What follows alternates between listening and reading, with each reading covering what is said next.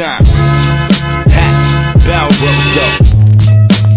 Apollo Brown. What it do? This is Mongo Slade, and today we're going to talk about New Year's Smash, Part 1 of AEW Dynamite. So we start the show with an 8-man tag, the Young Bucks and SCU versus the Hybrid 2 and the Acclaimed. And let's be honest, I say the same thing all the time. The Young Bucks can only have one match. They just do a lot of flips. And because they can only have one match, I am not really...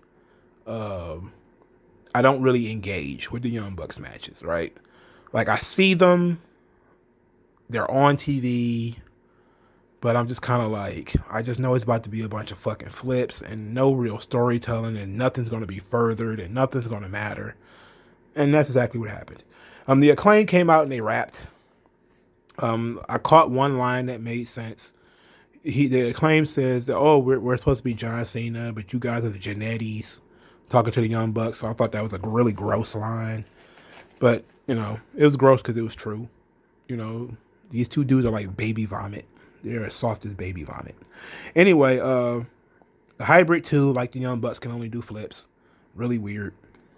So I got real frustrated in this match because I don't know who it was, but somebody was dangling upside down in a tombstone position while one of the Young Bucks was about to do the Indie Taker, right? And the guy springboard, I forget whichever one of the Bucks, he sprungboard up. Then he stopped, turned around, and jumped on the other groups, on the group of guys outside the ring. And then the guy who was in the tombstone position was just still in the tombstone position. And the other Buck just turns like a little bit so that Christopher Daniels can do the best moonsault ever into the Indie Taker. So that was basically the spike, was Christopher Daniels doing moonsault, or what they call the best Indie Taker ever. And then Christopher Daniels got the pin. I was like, okay, just glad it was over. So the SCU got on the mic, and Kazarian talked about how, you know, they got the Young Bucks back at all times, and, you know, they want to watch out over them because they're the tag team champions, and they want them to be the tag team champions when they come beat them. SCU has agreed to break up if they lose another match, which I'm guessing is going to be the match to the Young Bucks, so they're going to end up breaking them up.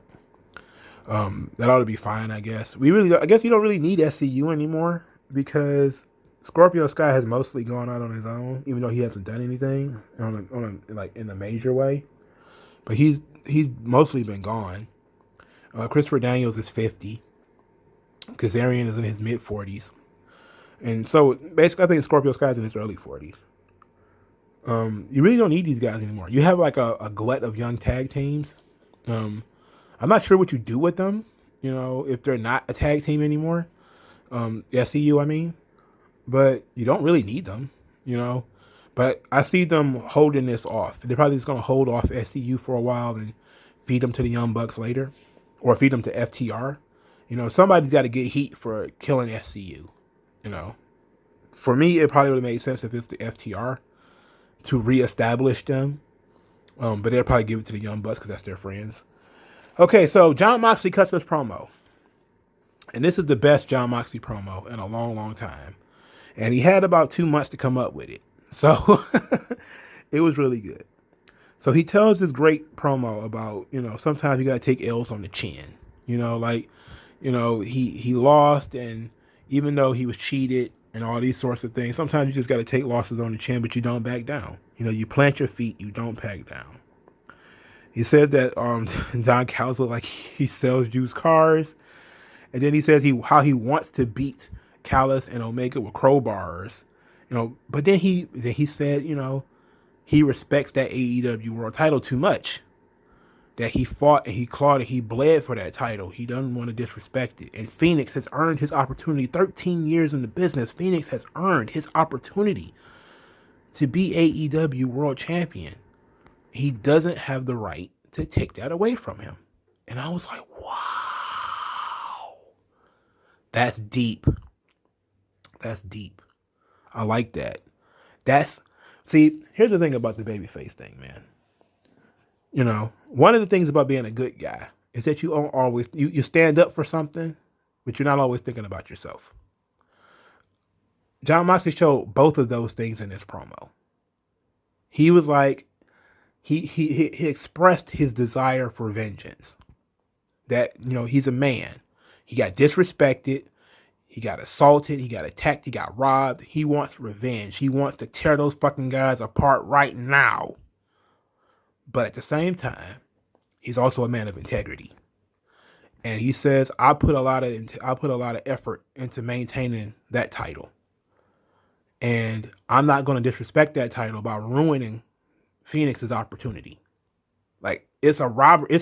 Phoenix didn't have nothing to do with this, right? He loses out if I kill Kenny Omega right now. He doesn't get a title shot, and he's earned it. It's not fair to him. So I was like, I love that. That made me like him. That's how you ingratiate yourself to people. You think about things like that. You think about how your actions could affect somebody else. And you say to you, and he let it be known. He said, okay, but one day, whether you're the champion or not, one day you're going to turn around and I'm going to be there. You know, and it's not going to end well for you. I'm going to always be in your blind spot. You know, I'm going to strike it. I'm going to strike when you least expect it because you messed with the wrong guy. In other words, I'm going to give you a pass for tonight. Go ahead, defend the title tonight. I'm going to get your motherfucking ass later, though. I might get you right after. You know, but I'm going to get you. Right? I love that. That was beautiful. That was beautiful stuff, man. This is the best Jon Moxley promo in a long, long time. He set some boundaries. He set boundaries for himself. It was not a boundary somebody put on him. Nobody had to shame him. He put some thought into it. Now, I could question whether Phoenix really did earn it, because Phoenix didn't get this title shot because he earned it. Phoenix got this title shot because he was taken out of a tournament where he injured himself, right? And then this is not even like Kenny Omega and Phoenix's first match. They've wrestled like 4 times in AEW already, counting tag team matches. And Phoenix has lost just about every time. So there was no threat of Phoenix winning this match. If anything, it might have made sense for Moxley to go full Stone Cold Steve Austin and just cost Kenny Omega the title. You know, like that would have been funny. That would have been great. You know, but it would have killed Kenny Omega. So they weren't going to do that. So we go from the best Jon Moxley promo to the best Miro promo. So Chuck Taylor is talking, and who cares what that motherfucker has to say? I forget the name of that dog. What was the name of that dog? I had a picture of him. I said Chuck Taylor looks like him, the dog from Looney Tunes, the big dumb dog with the shaggy hair. We'll get there. I forgot already. Never mind. That joke going whiff anyway, because most people ain't gonna get it. You're not old enough to get it. So Miro shows up and he talks about basically that Chuck Taylor is useless by himself. He says, "Oh, it's sad that Trent's gonna be up for blankety blank weeks. I forgot how many weeks and days or whatever." He says it might as well be you on the shelf for that same amount of time because you're useless without him. But he says if you want to be my best friend, you can come over and wash my dishes and wash my car and do my laundry. And I thought that was really funny. I thought that was some good stuff because it was really him just being a heel. You know, him saying like, yeah, you personally are a worthless bum. And we know that that's very true. And everybody likes Trent anyway. Trent is the actual good one. So I like that. You know, I like that. That was interesting. And then Chuck Taylor, with no intensity, no fire, was like, man, just leave me alone, man. And then Miro was like, well, what about we fight next week? And he's like, whatever, man. Whatever just ends this. Whatever ends this. Whatever gets you to leave me alone. Whatever. I don't care. Yeah, sure. I'll accept your challenge. And then Miro was like, well, let's make it interesting. If I win, you have to be my young boy until after the wedding. And he's like, whatever, man. I don't care. Whatever. Sure, whatever. I was like, that's a great way to tell me how much you care about this match, how much you care about your friend, how much fire, how much intensity you have. That's a great way to show me all of these different things about you, because you just didn't give a shit. You didn't give a shit. Like, if you don't give a shit, why should I? Like, that's the cardinal sin of being in this business. It's like, if you don't give a shit, why should I? Why should I invest my time and energy into something that you don't even care about, bro? Like, he didn't even care enough to show some intensity or show some fire when this guy who supposedly beat the shit out of his friend shows up. He didn't even care. He didn't even care. You know, he didn't show any fire. He didn't stare him down. He didn't, try to tear him apart. He didn't try to do anything. Like, Jesus Christ. This was trash.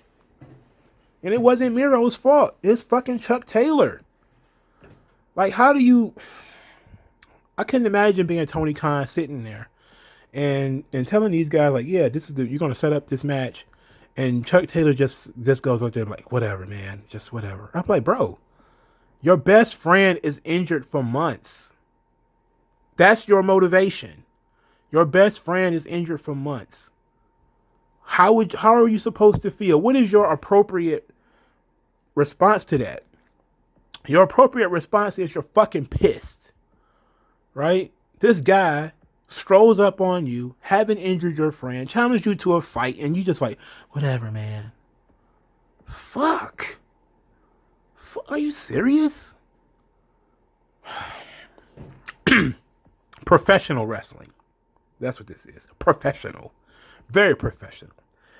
So the next match was Jake Hager versus Wardlow in a battle of the Inner Circle. I liked that. Well, let's talk about this. Wardlow talks about, Jake Hager has a problem with me taking care of my family. And I was like, okay.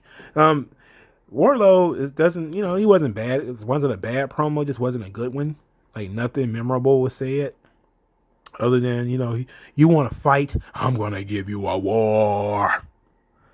And so Jericho on commentary, who was super annoying, by the way. Jericho was so annoying. Especially when they was running down the card and he was yelling various things. Like, Hikarushida versus Abaddon. She's so scary. And I was like, Jericho, shut up. Shut up. Just shut the hell up sometimes. Sometimes what he does is good, but sometimes he was really, really bad. Really bad. But here he perfectly explains that there's not a schism in Inner Circle. It's just two guys who got some beef and they want to get it off their chest. That's all. That's all this is. It's two guys, two big tough guys who want to get this off of their chest. That's what's going on here. So, in which case they could have done it differently, but okay, we're about to have this match happen. Wardlow was very dominant in this match. This match was basically Wardlow's match. This is basically a showcase for Wardlow. They must have plans for him in the future because they had him pretty much eat Jake Hager. Now, Hager did a lot of, early, he out wrestled Wardlow, which makes sense. Hager has I was about to say Olympic background. He has a collegiate background, I believe. And he's an MMA fighter. So it makes sense that he would go, the ground game would be his thing. The power game is the Wardlow's thing. He did a lot of good power moves. To me, he kind of does, he's one of those Damian Priest, Keith Lee types and Brian Cage where, he feels like he has to show off his move set. He has to show off his agility by doing sentines and stuff like that when it's not called for. But, whatever. And the match ends with an F10, which is, I guess, 2 times better than an F5. I was like, okay. But Hager and Wardlow shook hands afterwards. So that was fine, I guess. So Private Party was hanging out, and they were talking about drinking gin and juice. But then one of the other guys forgot the juice. And then Snoop Dogg brought the juice. And he's like, what up, nephew? And that's pretty much his only words in the entire promo. Then Matt Hardy comes in. So now Matt Hardy is an agent. He's an iconic agent. And he's signing Private Party to contracts. and he's double checking the contracts, and he's talking about, oh yeah, these third party platforms, you guys can totally do them because I'm not a monster. And I was like, oh, okay, so he is really butt blasted about this Hardy Bros thing. I thought it was a fucking joke. So for those of you who don't know, apparently Matt Hardy got very, very mad at WWE promoting Matt Riddle and Jeff Hardy as the Hardy Bros. And apparently he's really ass blasted about this. And I thought it was a fucking joke, personally. I was like, Matt Hardy's been in the business too long to get worked up by something like that. He's really mad about this. He is really mad about the Hardy Bros. It's a fucking play on Matt Riddle's gimmick. They're not trying to replace you, you fucking retard. Like, what's wrong with this guy? It's a play on Matt Riddle's gimmick. God, Matt Riddle really just says bro on everything. His finishing move is called the Bro Derek. He has another move called the Floating Bro. Everything is bro. They're not trying to replace you, you fucking goof. But I guess it says a lot that you feel like you're so easily replaced that you have to start taking shots. And then this is also after, of course, he took a bunch of shots at NXT, or especially on Twitter and stuff like that. So Matt Hardy is feeling real insecure. And to be quite honest, man, if I was Matt Hardy, I would take as many shots as I could. Why? Because he's not doing anything. Matt Hardy is a complete waste in AEW. He is a bust. He signed to AEW, what was this, in April? May, maybe?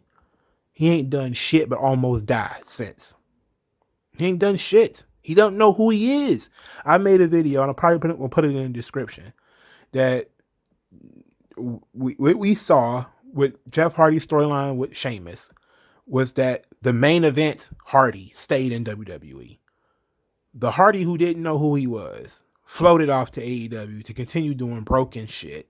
And now he's given up on the broken shit, and now he's doing other things because he doesn't know who the fuck he is or what the fuck he is. So of course he's upset about the Hardy Bros. I guess he's upset because Matt Riddle, they changed the fucking guy's name.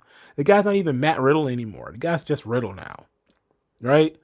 So why would you get yourself worked up over this? You're so fucking dumb. You're so fucking dumb. So okay, so we did the weigh-ins for Brian Cage and Darby Allin. And Taz has turned into a real whiner. He's a real belly aching motherfucker. Look, Taz's gimmick is that he's miserable. He's miserable. He's a complainer, but why does Brian Cage have to weigh in first, huh? Why Brian Cage get to weigh in first? Why are you making rules? Why are you making all the rules? Like, dude, just get the fuck on the scale. Why you gotta go through all this? Why you gotta go through all this? I get that you're trying to get heat. This ain't the way to do it. You're annoying, but not in a heat getting way. You're annoying in this is a fucking weasel. This isn't Taz. This isn't survive if I let you, Taz. That's not this guy. This guy's been sitting on commentary too long. So Brian Cage gets up on the scale. He weighs 272 pounds. Okay. Solid. So then Darby Allin gets up on the scale and he's 170 pounds. And they talk about, that's a 100-pound difference. And Taz kind of jokes and says, like, oh, yeah. And they're like, not really, because, he's wearing a jacket, he's wearing boots, he's wearing a coat. I thought that was pretty funny that, they're trying to say all this stuff added more weight to Darby Allin. And so Darby talks for like the first time in AEW. He's like, Taz, I know people will say this is 9 months in the making, but this is really like 27 years in the making. Because I've been dealing with shit like this my whole life. Like, didn't he say this already? He said this already. He said it in the pre-recorded Rorschach test thing, right? So, his first live promo is basically a repeat of something he said in a vignette. So then he basically suggests that they get into a fight. We know how these things end. Let's just get to the fun part. And so Taz is like, okay. He puts Tony Schiavone out of the ring. And they are going to converge and beat the shit out of Darby Allin. I'm like, okay, great. And then Darby Allin's guardian angel, Sting, shows up. It's Sting! He shows up and everybody bails, of course. They bail again for the fifth time, 5 weeks in a row. Sting just backs off this huge mountain of muscle. Two huge mountains of muscle because Powerhouse Hobbs was out there as well. They just all walk away. And Taz would promises that Cage will win when we know Cage will not win. Cage will not win. They basically said, like, if Cage has any respect for himself, he will make sure he wins this match. Otherwise, I wouldn't have done the weigh-in. I'm like, dude, no. Don't tell anybody I wear 100 pounds more than this guy, and then I'm going to go in there and do the job for him. Because that's fucking embarrassing. That's embarrassing. It legitimately is. Now, I know a lot of people say, I legitimately saw somebody one day. They showed a picture of a fatal 4-way match. It was Great Khali versus The Big Show versus Mark Henry versus Rey Mysterio. And they said, I stopped watching wrestling the moment I saw Rey win this match. and I thought to myself, I was like, if I remembered that match, I probably wouldn't have stopped watching it, but I would understand why some people were like, that's ridiculous. But at the same time, you know, they was beating Ray like a drum around those days, man. He was losing like random matches to everybody. So, but there's also a story, you know. It's possible that one of those giants crushed the other one and then Ray just pinned one of those guys. So it's just, there's ways around it. It's not like Ray, you know, knocked their heads together like the Three Stooges and threw them out of the ring, which is basically what would happen in this situation. Like, there are ways to have that 100-pound weight advantage disappear. You know, if the guy comes in injured, the guy comes in sick, you know, you do some sneaky stuff to him, or you get a distraction roll up. There's 100 ways you could do it to protect the guy. But Darby Allin is in a position where this is his first title defense, I believe. And Cage is an opponent he's been beefing with for a long time. So he needs to win this match. And to be quite honest, he needs to win this match convincingly. So you're not looking at a surprise roll-up finish here. You're looking at Darby and Cage in a straight-up one-on-one match with Darby winning. And that's fucking embarrassing. See, that's just sad. Like, it's going to happen. It's going to happen. You know, mark my words. If it doesn't happen, I'd be surprised. I'd be surprised if they actually think about how to protect Cage.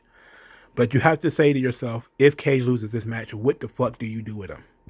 If he loses, what do you do with him? What do you do? Because he's the killer of this group, right? He's the big mountain of muscle in this group. What do you do? You know, I don't know, man. It's not looking good for your boy Cage. I know a lot of y'all like Brian Cage. I don't really give a shit. But it's not looking good for your boy. So MJF gives Jake Hager a pep talk because Hager's in the locker room beating himself up for losing, and he's very upset. And, you know, Hager said, you know, he says, you know, MJF's like, you should be proud of yourself. You went out there, you did a great job. You know, you came up short, but you did a great job. And Hager was like, you know what? I wanted to hurt you, but you seem pretty cool. I was like, okay, whatever. So we get ridiculousness next. The entire episode of New Year's Smash was peppered with commercials for the fucking Go Big Show, the Go Big Show. And the crazy thing is, I had to have this conversation in the chat in the comment section of a Disco Inferno video with Conan, and they're talking about how, WWE must be really mad at Sasha Banks. They're going to punish Sasha Banks because Snoop Dogg is doing stuff with AEW. So that's why, you know, they're going to punish Sasha Banks, their biggest female star in WWE right now, outside of Becky Lynch. They're going to punish her for her cousin doing things in AEW. And I just was sitting there like, these people are conspiracy theorists. Like, they still believe that Lana was being put through those tables because of Rusev going to AEW. When they fired Rusev in the first place, like, Lana is the one they fucking wanted. How do you not know this? They're not going to fucking bury Sasha Banks because of Snoop Dogg. That's the dumbest shit in the world. The whole reason Snoop Dogg is even on this fucking show is because he's doing a show with Cody. And some of those people didn't even know that. They didn't even know about this Go Big Show shit. It's biggest fucking day on the side of, well, this was before the episode aired. But I knew about the Go Big show because that's why Cody was gone. You know, when he dropped the TNT title, that's why he was gone. They told you that. If you had watched the show, you know it. But the Go Big show was plastered everywhere. It was on the ring. There was, signs and, different stuff like that. So that brought Cody and Snoop Dogg to the world of Cody Rhodes having his own Snoop Dogg remixed song. And I just put my head in my hands and I just said, Cody. It's not going to work. It's not going to work. And then I say it again. What the fuck does people on the younger edge of the 18 to 34 demographic, what do you know Snoop Dogg from? If you're 34, I get why you know Snoop Dogg. You're a gin and juice kid. You remember before, when he was crip walking.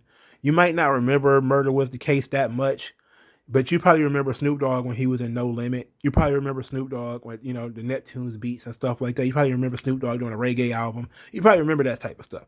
He's been a pop culture icon for a long, long time, but he's not really somebody that you would know. You just think that, oh, he's a celebrity.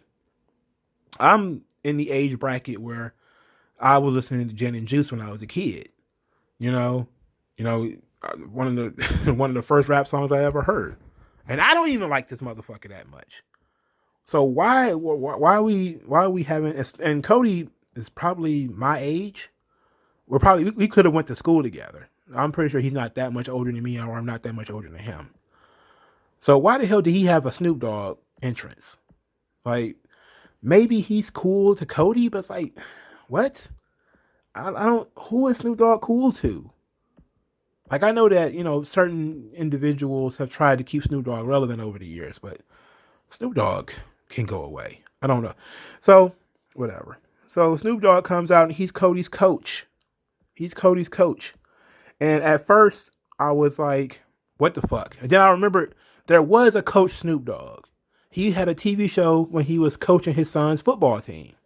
So, Coach Snoop is a real thing, and I still groan at the idea of Snoop Dogg coaching a wrestling match.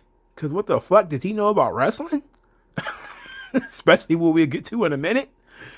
But I was just kind of like, Coach Snoop Dogg and a Snoop Dogg remix song that sucks. That song sucks, by the way. I couldn't even hear the lyrics. And so, but you could just tell that, the whole tempo and everything changed. And it just felt real weird. And I just said to myself, like, why is Cody always the guy who crosses the finish line second and they act like he won? Like, you always, like, we've done this already. If you was going to do something cool with Snoop Dogg, you should have had Snoop Dogg do like a remix of the Dynamite theme. Or, something like that. But your personal theme music, or, could have had Snoop record something else, for somebody else. Maybe even Private Party, because, they do the Gin and Juice and all that type of stuff. Have him record a theme song for them. But it had to be for Cody, because Cody's ego just cannot be contained. Like, it's ridiculous, bro. I think his ego needs its own zip code. It is the shits. It is the shits. But Coach Snoop is outside the ring and he's acting up. He's he's doing the emphasis on it and everything. I was like, he was the most fun thing about this match. Snoop does do fun shit. Like, he did the commentary for the Tyson and Roy Jones fight. He was great there. I thought that's what they was going to have him do. I thought they was going to have him do commentary. But that would have been a great usage for Snoop instead of Chris Jericho. But it was all right. So it was Cody Rhodes versus Matt Seidel, by the way. Because Matt Seidel is an afterthought in this promotion. He's just chasing the money. I don't think he cares. At some point, they bumped into the Chaos Project, who is Serpentico and Dr. Luther. Can't believe they're still around, but they bumped into those guys outside the ring. I think somebody threw somebody in them or whatever. And the match, of course, Cody won the match with the Crossroads. Matt Seidel didn't look like a complete bitch. He got some offense in, but Matt Seidel, I don't think he's won a TV match yet. So I don't know. He's still trying to find his footing in AEW, unless this is just his role. I hope it's not, because I really like the guy. But I mean, he's chasing the money, dog. I know Ring of Honor doesn't really pay, so and maybe he can't get back into WWE. He probably could. He probably can get into NXT. He'd probably be doing the same thing though, doing jobs, but whatever. So the Chaos Project, Serpentico and Dr. Luther attack Cody Rhodes after the match, and and so Matt Seidel gets up and he helps fight them off, and he's about to do a shooting star press onto Serpentico when they like, no, don't do that. And Snoop Dogg goes up to do the big splash, or what I call the flying straw man, because Snoop Dogg weighs approximately 56 pounds, and he goes to the top and he does this big splash, and it is wild. Okay, look, it's wild. It's horrible, but it was fun. Like, it's hard to explain how something cannot be good and be fun as fuck. Like, this was some fun shit, because he was thrilled after doing it, because he was like, oh shit, I just did this horrible thing, and he had fun with it. But it was so over the top that Snoop Dogg would do a splash onto Serpentico. And I was like, all right, I fucks with that. That part I liked. I was like, okay, he did something different. Like, Snoop Dogg has done wrestling moves before. Like, he did a clothesline at like a WrestleMania or something before, like a Raw or something. But this is like him taking it to the next level. He's like, I'm about to do like a top rope move. So big ups to Snoop Dogg for doing the flying straw, the flying straw man, the flying stick figure. Man, it's Snoop Dogg is something else, dude. That was some fun shit. I'm not gonna diss that one. That was the end of his run too. Like, that's all he did. He went over there, he hugged Chris Jericho and shook hands with everybody and took off. He's like, the check's in the mail, pal. Okay, so the next match we get is Abaddon versus Hikarushida. And Shida got attacked during her entrance, where she promptly whacked Abaddon in the head with a kendo stick and obviously did nothing. She sold it a little bit, but that was about it. During the match, Abaddon bit Shida on the thigh, and then later in the match, dragged her underneath the ring.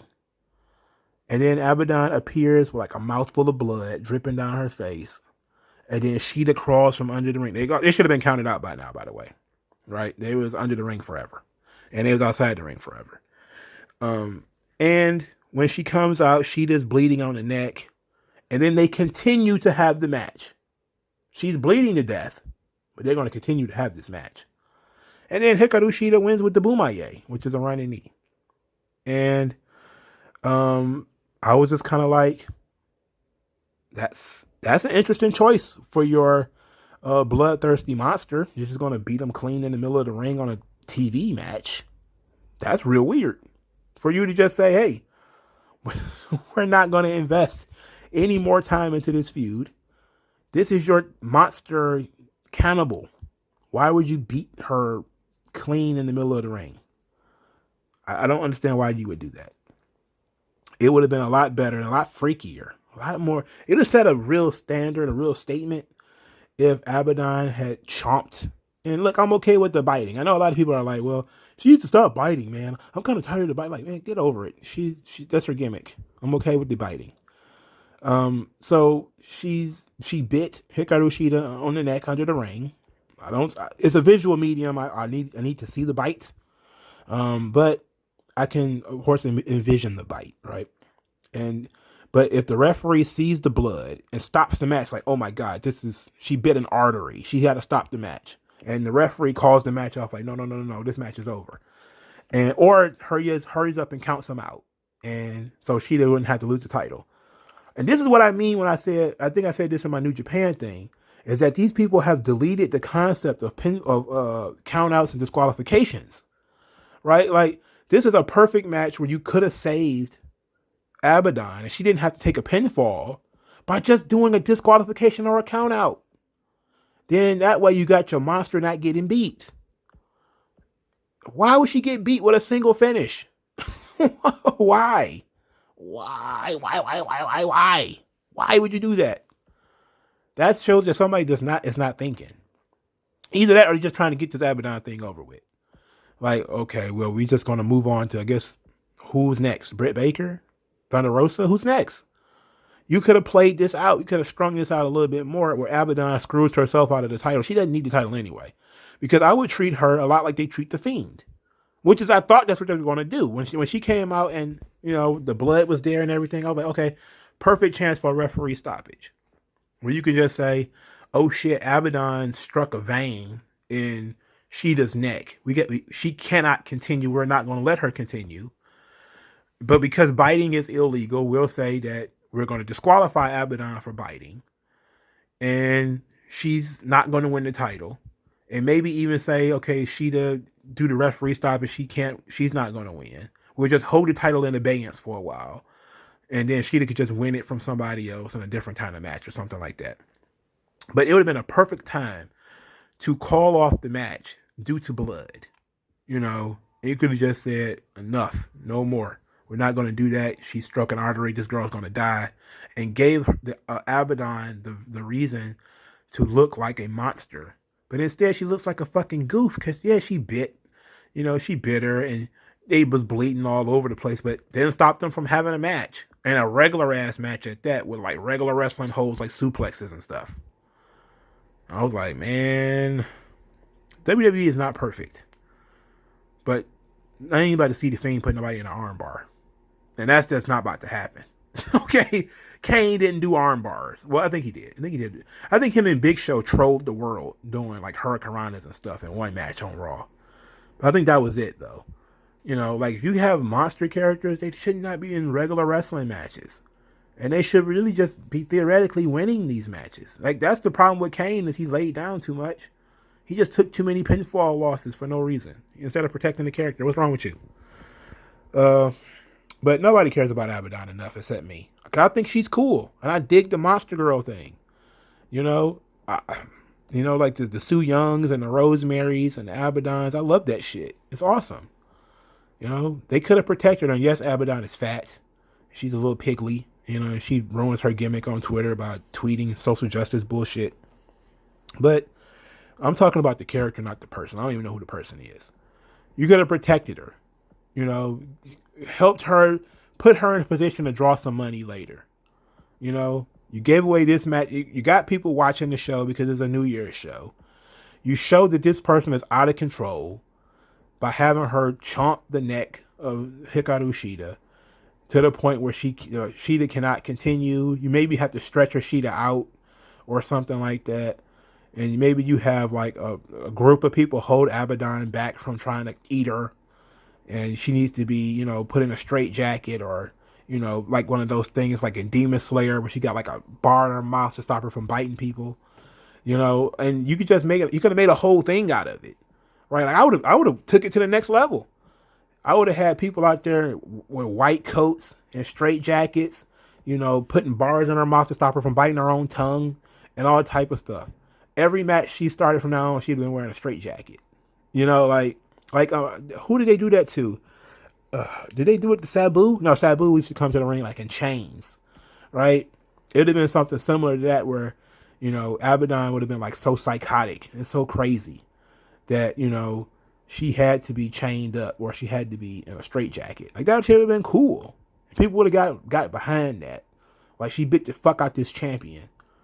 And to the point where the champion's not even the champion anymore. She lost.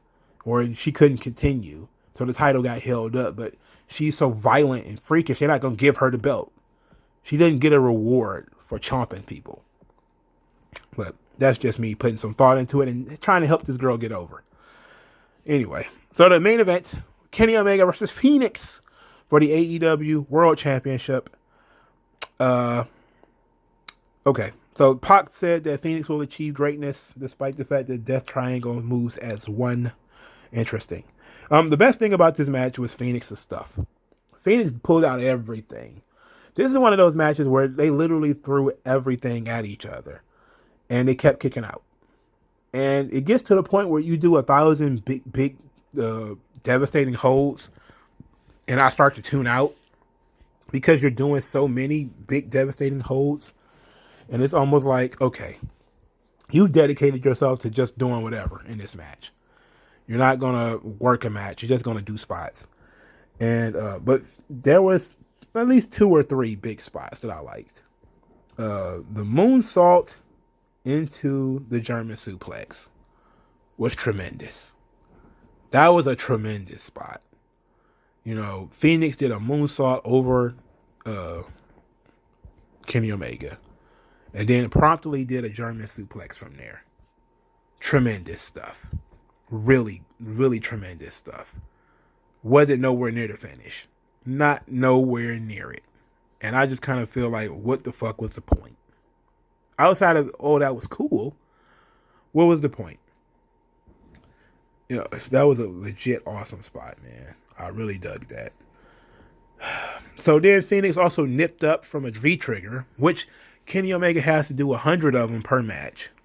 I don't understand why a guy who is so anal about protecting his offense, like he protects his finish to the point where nobody kicks out of it, but he's not protecting that what's the name? You know, that V-trigger.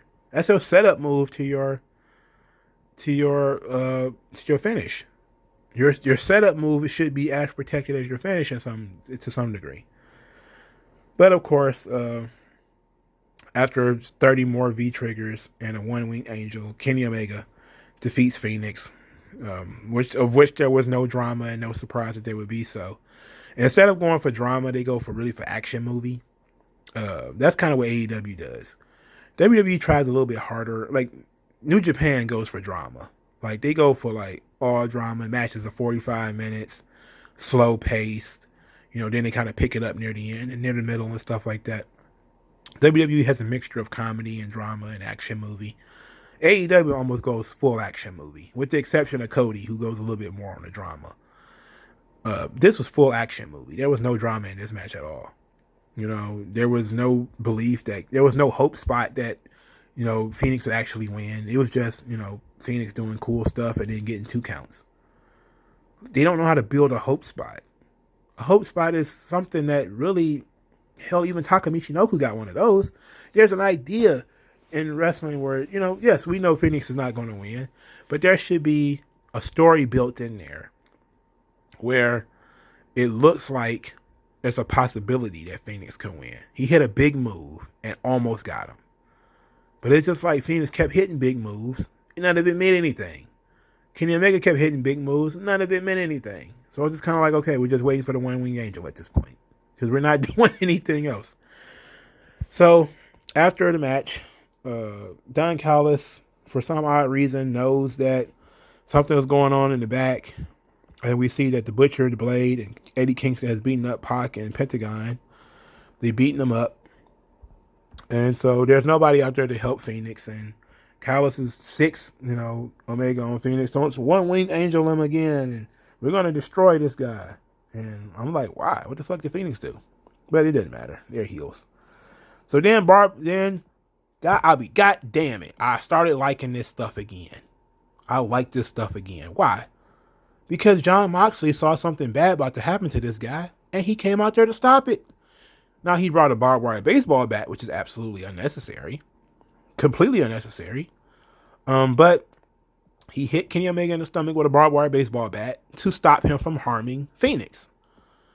He kept his word. He let the match happen. Phoenix lost. Now Phoenix has lost his shot. Now he's going to help Phoenix because he sees Kenny Omega trying to kill him. So, okay, cool. Great. Love that. Great. Love it. It's fantastic. Here comes Gallows and Anderson. They attack Jon Moxley, beat him up. Everybody's freaking out. They're chanting "Too Sweet." You know, Jericho's talking about, these guys don't work here. I'm like, dude, you can't have it both ways. You can't have it where the curtain has been pulled off and everybody knows everything. And yet you're also trying to act like nobody knows anything and that this is a surprise. No. It can't be a surprise because you already told us about it. It can't be a surprise if Tony Khan has been inviting these people to come to the show for 3 fucking weeks. It's not a surprise. It's not a surprise.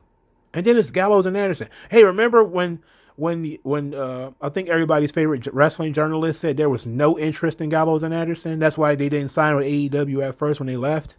They signed with Impact because there was quote unquote no interest at all in Gallows and Anderson. Remember that? I remember that. So we get a short Bullet Club reunion, which is obviously just the Bullet Club reunion that they did on Impact. So then the barbed wire baseball bat gets picked up by Omega and used on Moxley.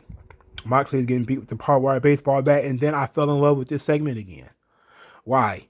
Because Griff Garrison and Brian Pillman, 2 guys who ain't got shit to do with Jon Moxley, came down there to help him. And they got wiped out immediately. And then other people, some of whom I didn't even recognize, started trying to jump in the ring and stop this. And they kept getting beat back. So you got Gallows and Anderson and even Omega too, beating back dozens of people. They just like kicking people out of the way and knocking guys down. They're putting people through tables. It's legit chaos. And I was like, fuck you. I like this. Because it has been my thing where I tell people all the time, you gotta have somebody run to the ring to try to stop this shit. That's how I know it's an injustice, because you're trying to stop it. And then the heel cuts you off and kicks your ass, which gets them heat, which makes me more interested in the segment. That's exactly what they did. It's exactly what they did. This is awesome. Can't complain about something I've been complaining about already. This is awesome. They fixed the problem. WWE should be paying attention. This is good. This is good stuff. Of course, they fucked it up. You know, there's some props. There's some things that I don't like. But this was mostly good stuff. Good on Pillman and good on Garrison for going out there and taking those bumps. Good shit. So they beat up everybody. They beat up everybody, and then here comes the Young Bucks to talk sense into them. And the Young Bucks was like, oh, guys, come on, calm down. Calm down. And they're wearing the titles, too, I believe. I believe Gallows and Anderson was also wearing the titles. We're just walking around with belts on now. And then the Young Bucks attack Griff Garrison and Brian Pillman. And they turn heel, I guess. Even though there's no such thing as babyfaces and heels in AEW, apparently. And we get a big Bullet Club reunion. Gallows, Anderson, the Young Bucks, and Kenny Omega. And I said to myself, fuck the Bullet Club, man. Like, it's like the NWO. You know, like we just can't get over it. We can't get over it. We can't get over Bullet Club. We can't get over the NWO. It's like, how many incarnations of DX was it? 3, 4? There was the original DX, Shawn, Hunter, China, Rick Rude, then Rick Rude jumped ship. Then it was Shawn, China, Triple H, and then, you know, Shawn got injured. Then it was Triple H, China, X-Pac, and then they recruited the Outlaws. So that's like 4 versions of DX right there. And then after that version of DX fell apart, there was the 06 version of DX with Shawn and Triple H coming back together. And then they had another, and that's when they was feuding with the McMahons. And then they did another run feuding with Legacy. And we just couldn't get over DX. We just couldn't get over it. Right? We just kept bringing them back. And it was the same thing with the NWO. Like, WCW had 2 or 3 good ideas. Sting, Goldberg, NWO. And they wouldn't let any of those motherfucking ideas go. It just kept going. Again, every year after 96, there was some version of the NWO coming back. And now Bullet Club is the same thing. Every fucking year there's a new Bullet Club. I can't believe that there's still people joining the Bullet Club. Like last year you had Evil join the Bullet Club. Now you got the reunion of the Bullet Club. It's like, fuck you. Get this shit out of here. Get this shit the fuck out of here, man. This shit is dumb. Like, the concept is stupid as fuck. Another Bullet Club reunion. The Bullet Club corny as shit. They ain't nothing but an NWO parody. I don't really understand why people are so excited for it. And then people are like, oh, AEW, they're doing stuff that's so new and so fresh. I'm like, what the fuck is new and fresh about the Bullet Club? It's some motherfuckers who only know one song, singing the one song that they know. You know? It's like getting the Temptations back together to sing My Girl.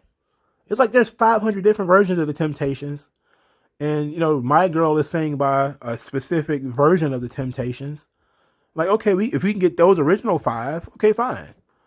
But we're not getting those original 5. We're going to get some, because their lead singer is dead, David Ruffin, who sung My Girl. He's dead. So we're going to get somebody else to replace him. Because there's certain guys in Bullet Club who are not available because they're either in Japan or in WWE. So we're going to get the best of the rest. You know, we can't get Tama Tonga. We can't get Battle Fale. Can't get Devitt. Can't get Styles. Can't get Cole. Even though Cole was not really that integral in the Bullet Club. But we can't get any of those guys. But we got Kenny Omega and the Young Bucks and Gallows and Anderson. Like, fuck out of here. Come on, bro.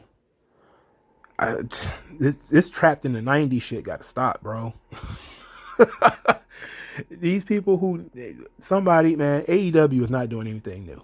They're not, dog. They got fucking Sting and they got fucking NWO. They're not doing anything new, dog. They're trying to recreate WCW.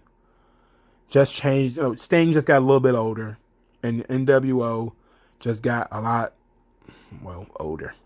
Except for the Young Bucks. There's nobody in the group that's old as Hulk Hogan was. But Gallows and Anderson are pretty old, man. They're probably in their early 40s. Like, we need to stop this. This needs to end. You know, that's enough of the Bullet Club. You know, enough. And I don't care how many marks think that the Bullet Club is great. It's not. It's not interesting. It's fucking whack. I don't give a fuck about the main event in the Tokyo Dome. This shit is fucking whack. There's no version of the Bullet Club that's any interesting right now. The only thing interesting about the Bullet Club is that Evil joined it because he jumped ship from one group to another. And then that didn't even last that long. You know, Jay White is great, you know, but he's not even an original Bullet Club. Like this Bullet Club, you know, fetishization. This needs to fetishization. That's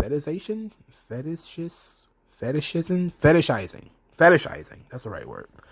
This Bullet Club fetishizing needs to stop. It needs to stop. It sucks. It sucks and it's boring. These dudes fucking suck. They need a personality. You need a personality other than borrowing click shit from the 90s. It's terrible. Stop it. But let me know what you guys think in the comment section below. Like this video, share this video, subscribe to this channel. If you go to other people's channels and you talk wrestling with other people, give me a shout out, man. Drop that hashtag 3count commentaries in other people's channels. Let them know I exist. I appreciate you. If you don't want to do that, you just want me to shut up and send me money, you can do that too. Buy me lunch. I always like a chicken shawarma. It's $5.99. I like that. So thank you guys. I'll talk to you guys later. Peace and blessings.